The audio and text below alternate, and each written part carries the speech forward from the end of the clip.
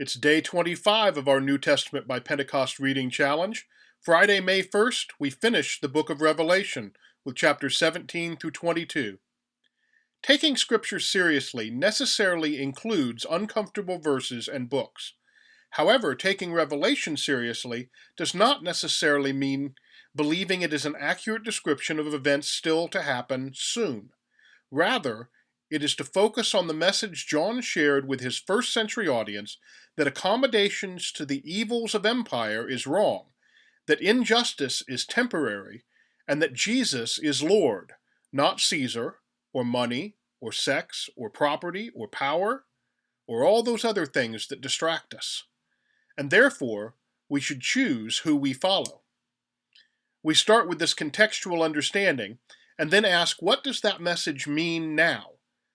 Often we hear about not conforming to society when some change is suggested, say ordaining women in the 1950s or debates over homosexuality today. But what if those changes are truly spirit-led, and the conformity we should have our eyes open to have to do with our embrace of violence-based systems and economic injustice? Now the message gets more uncomfortable and more personal, and I think that's the point. The Bible isn't ever really about them. It's about us and our relationship with God, in whom we live and move and have our being. For me, Revelation isn't really about the violence and those others getting theirs. It's about our own choices to live out what we believe, even if it's unpopular, even if it's hard, even if it's dangerous. Revelation is a classic dualistic good-evil story, just as Star Wars and Harry Potter are in our day. Revelation is an invitation to read beyond the violence so popular in this world and live into the deep and godly yearning for a different kind of world, one lived fully in the presence of God, in which the sufferings of this world are no more. As we complete our reading of Revelation with the promise of a new heaven and a new earth, now joined and humanity living in the full presence of God, the river and garden of life restored, a future Wesleyan theology claims we can know being made perfect in love, beginning now.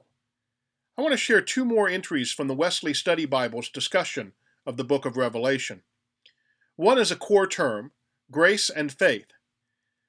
They say, God's forgiveness of sin is the liberating presence and power of God in our lives when we have faith in the redeeming activity of Christ's death and resurrection. The biblical concept of justification by grace through faith, however, is often shortened into justification by faith, which emphasizes that we are not saved by our works, but by faith alone. Luther and others emphasize this perspective as an antidote to the perceived emphasis on works righteousness in the minds of many medieval Christians. However, an overemphasis on the idea of faith alone can lead to thinking that the basic element of salvation is humans having faith. That makes faith a good work, and thus our efforts unwittingly become the key to salvation. Wesley was keen to point out that even our ability to have faith is the result of God's grace, God's presence in our lives and hearts enabling us to believe in the redemptive power of Christ's passion. Another core term, predestination versus self-giving love. Wesley's teaching on predestination was one of the primary causes of the Wesleyan movement's separation from the Calvinists, including such close friends as George Whitefield. The Calvinist doctrine of predestination, or limited atonement, intends to protect the freedom, sovereignty, and power of God by claiming that God decides the salvation of human beings by eternal decree, irrespective of human decision and action. Wesley thought this view of God contradicted the universal love and goodness of God, expressed impartially towards all of God's creation and creatures.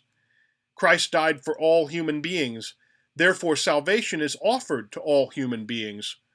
God's power is not a monarchical will determining the human being, but is the self-giving love that we see in the cross of Jesus, the Lion and the Lamb.